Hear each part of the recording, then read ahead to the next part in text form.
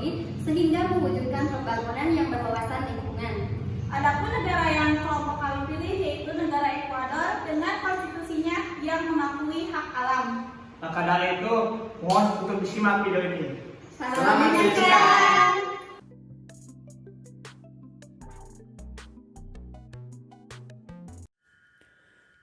Deskripsi negara Ekuador. Negara Ekuador merupakan salah satu negara kecil yang berada di wilayah Amerika Selatan dengan luas wilayah sekitar 283,61 km. Ekuador adalah negara pertama dan satu-satunya yang mengakui hak sepenuhnya alam konstitusi tahun 2008. Keputusan pengadilan pada September 2020 pertama-tama mendapatkan hak-hak di atas hak-hak perekonomian perusahaan tambang internasional.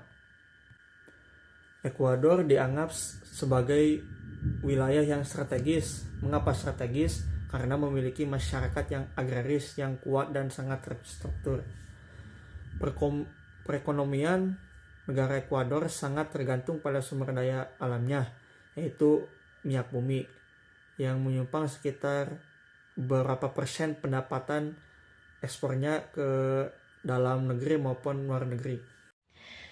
4 hal yang secara jelas dijamin oleh konstitusi Ekuador yaitu hak alam adalah: pertama, setiap orang di Ekuador mempunyai hak-hak dasar yang dijamin Undang-Undang Dasar dan oleh instrumen-instrumen internasional, serta alam merupakan subjek yang juga berhak atas segala hak yang dijamin dalam Undang-Undang Dasar.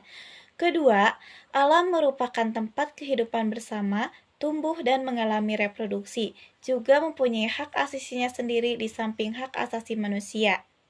Konstitusi negara Ekuador yang ketiga, setiap orang, masyarakat atau bangsa membutuhkan pengakuan akan hak-haknya atas alam yang sudah diatur oleh hukum dan pemerintahan. Bukan cuma pengakuan, tetapi juga harus dirawat dan dipergunakannya dengan sebaik mungkin.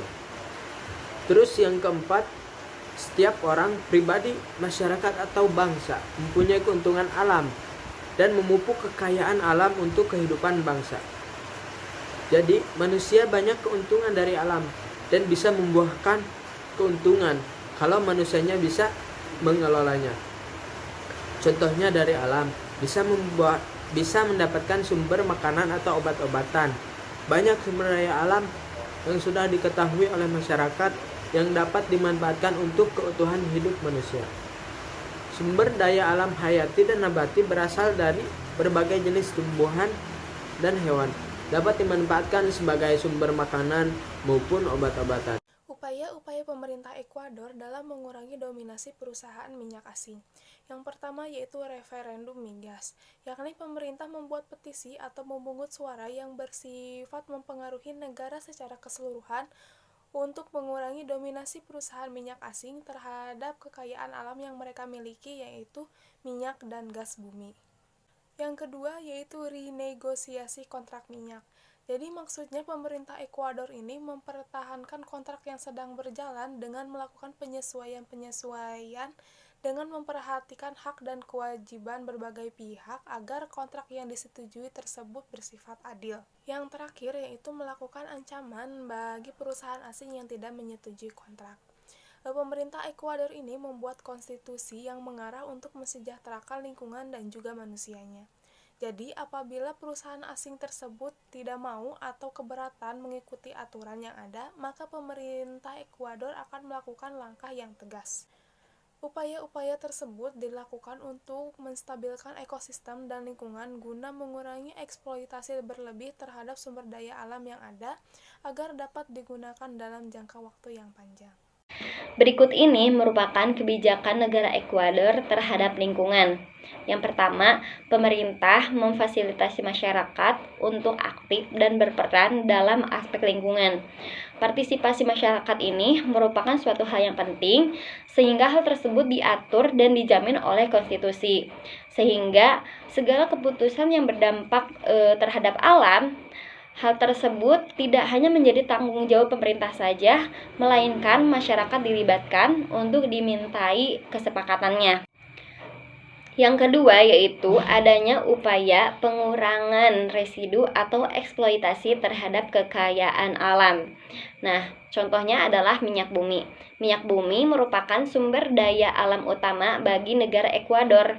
Namun dalam hal eksplorasi dan eksploitasi, minyak Ekuador ini banyak didominasi oleh perusahaan minyak asing, sehingga Ekuador menerapkan kebijakan yaitu berupa kewajiban pembayaran penalti konversi yang diatur dalam Undang-Undang Ekuador untuk setiap lokasi pertambangan agar melakukan pengembalian fungsi lahan atau recovery.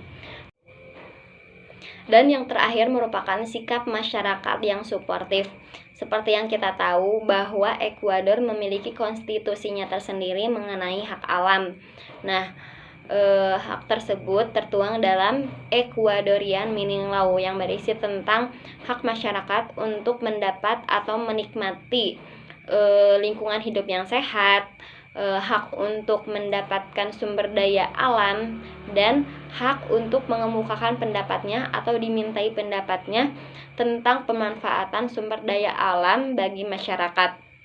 Nah, seperti yang kita tahu pula bahwa manusia atau masyarakat itu berperan sebagai objek maupun subjek, di mana dia menjadi seseorang yang berbuat dan dia pula yang merasakan.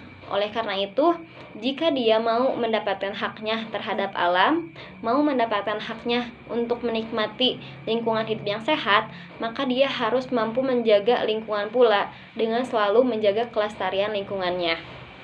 Selanjutnya yaitu kesimpulannya adalah negara Ekuador merupakan negara yang maju secara ekologis dengan konstitusinya mengakui hak alam. Tujuan dari konstitusi tersebut yaitu untuk kesejahteraan masyarakat dan negara.